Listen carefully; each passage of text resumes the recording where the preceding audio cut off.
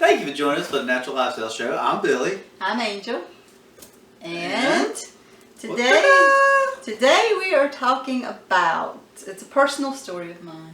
Uh-oh. Very personal. We're going to get personal with you. Sorry. But it's a general thing that anybody can do to do the same for themselves.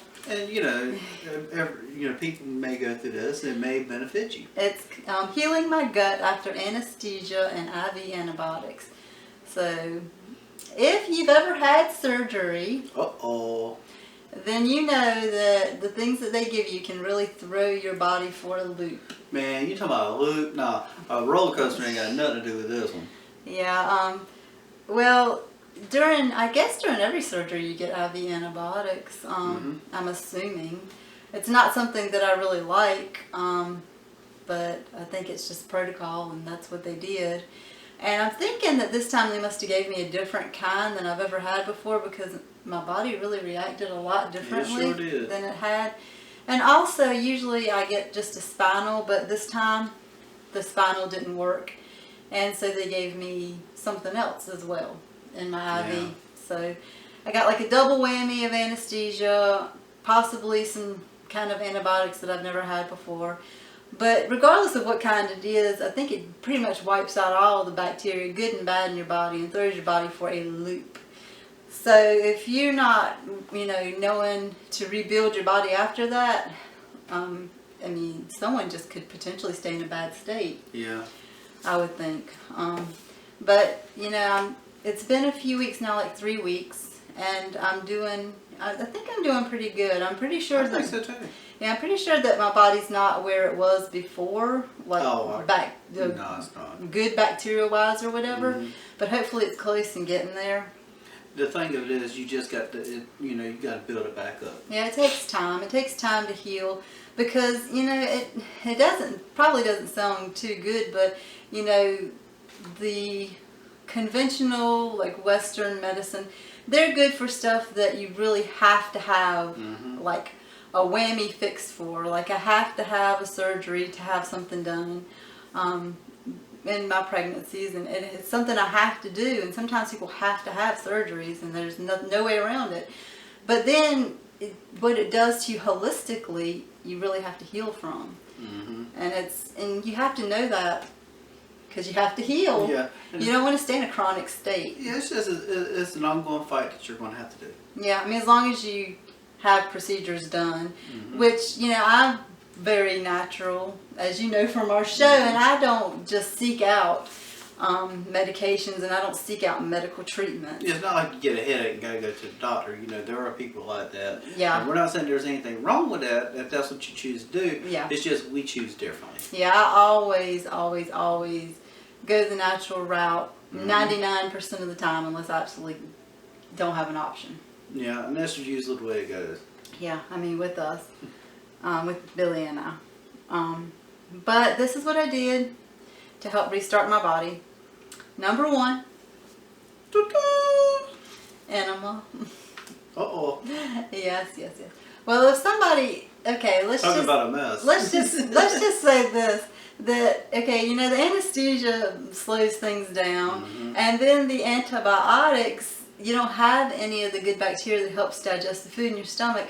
So basically, I had to just start fresh. And if you know anything about toxemia in your body, a lot of people say that, good health begins on a cellular level, but also in your colon, your elimination organs. You cannot be healthy on a cellular level if you have any kind of constipation in your body, because on a cellular level, your cells have to get rid of waste. They take it to the elimination organs, which take it to the colon. If there's a backup, there's going to be a huge problem, just not with your colon, but with your body on a cellular level, everything as a whole. It's going to create a state of unwellness. Yeah, it messes up your pipes. Pipes and your whole body. It's not. It affects you as a whole. Yeah, it can't. It's not a healthy state to be in. You have to have everything running normally, freely, and healthily. So sometimes you have to start it all over, and enema is a good way to do that. And sometimes not just one, sometimes ongoing having an enema. You could do it every day for a week. You could do it a few times a week. You could choose how you want to do it, but That's right. enemas are a great idea. And There are people out there that does it on a regular basis. oh yes, for sure. And I've been interested in herbs longer than I had been interested in nutrition and raw foods and things like that. And herbalists are really big on enemas. Mm-hmm. Anybody who's in the natural health movement is big on enemas because everybody that's into natural health realizes that it's a huge, huge thing for good health. 2. Number 2, raw foods, because Always good. on a lot of levels, enzymes, they have enzymes that help you digest. So if your body's having a hard time digesting, then the enzymes are there to, help you digest. Help you. Also, high water content, high fiber means that everything's going to run smoothly. Flush right on out. Yeah, and they're healthy. Raw foods are healthy. And so, I could say like a million trillion other things about them, but that's like the big reasons why I'm doing it. And so, yeah, I'm sticking with the raw foods. And number 3, probiotics. The IV antibiotics wiped out all the good bacteria, so with the probiotics I have to replenish. And the ways I've been doing that's a lot of sauerkraut, which is a fermented food, and taking the probiotics in pills. I've been taking a lot of those. Some days I take 2 pills instead of 1. It says to take 1, but I'm like, hey, I know I need more. Yeah, and if you really look, you may not find it right off, but if you really look, you will find vegan pills. Oh yeah, vegan probiotics. We get them at Whole Foods. There's a few different kinds. I want to say Mega Life was one, and then there's another one I'm taking. Yeah, there's another one I'm taking right now that has a lot of different strains in there. Because I think it's good to take different strains of the good probiotics, and somebody said it's good to alternate them. But one exception to raw is that I have been eating some vegan coconut-based yogurt because it's got probiotics in it as well, and it's high water content. So.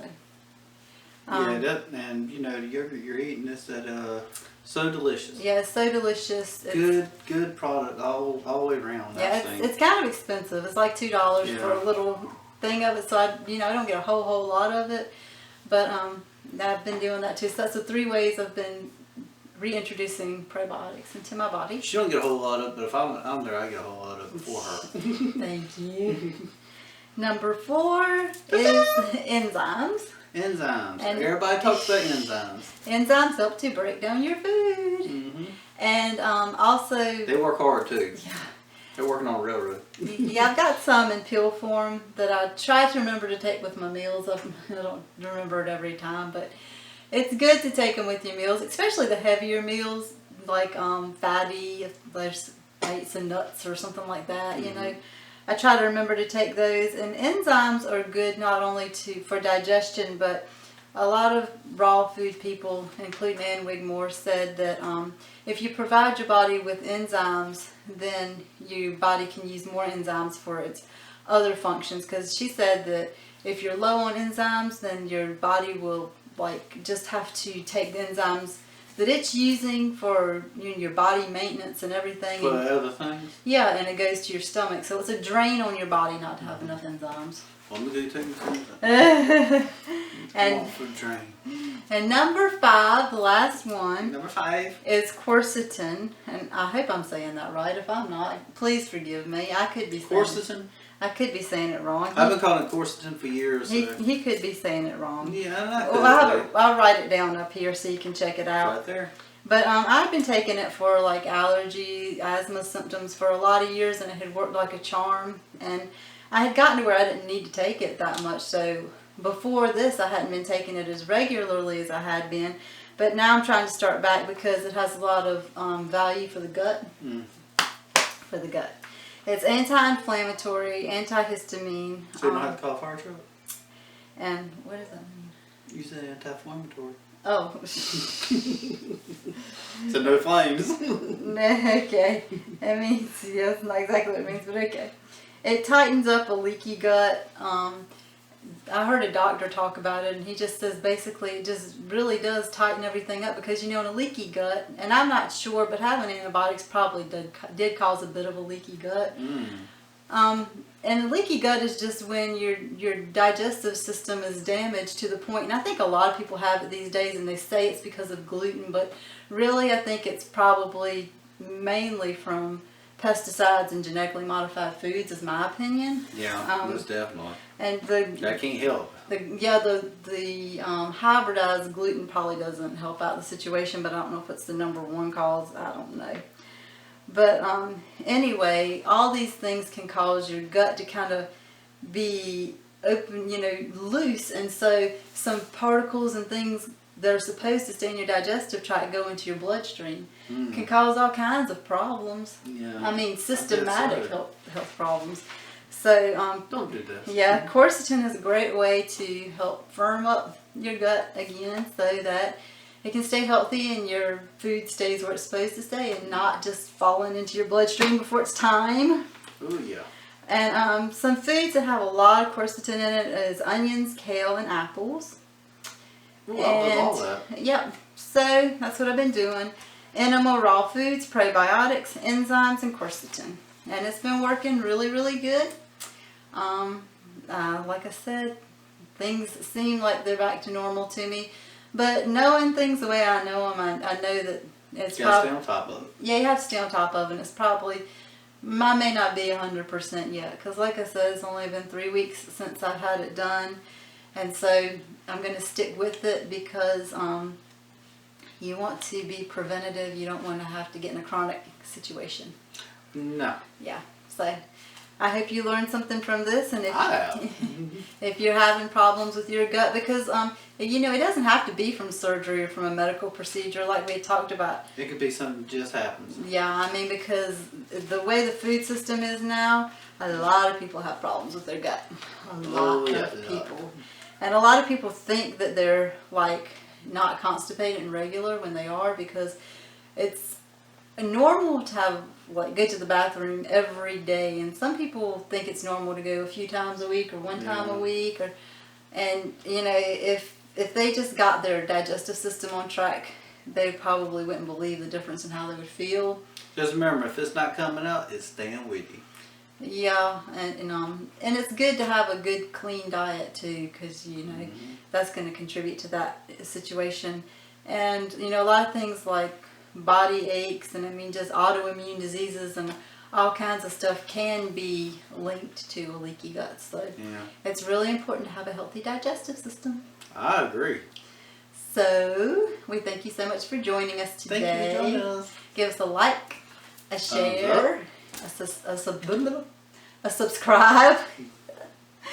Oh Lord. And please sign up for our newsletter. You sign up for our group. Living the Natural Life. And we have on Facebook. Yes, on Facebook.